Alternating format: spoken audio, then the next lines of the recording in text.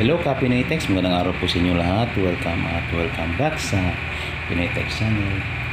Meron po tayo ditong Epson L210 na nag-error ng ink. Tingnan natin sa screen. Ang sabi dito, it's time to reset the ink level. Ayan. So hindi po magagamit ang printer hanggat hindi po nare-reset.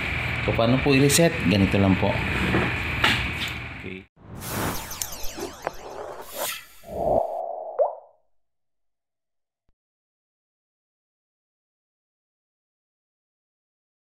Pindutin, press and hold ang stop ng 1, 2, 3, 4, 5, then another 1, 2, 3, and then once.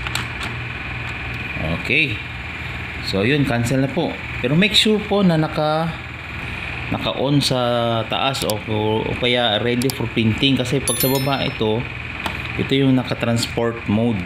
Okay, so ayan po, cancel na po or na-reset na po ang ink level error. Okay, so yan lang po, hanggang sa muli dito lang sa Pinoy Text channel. Bye bye.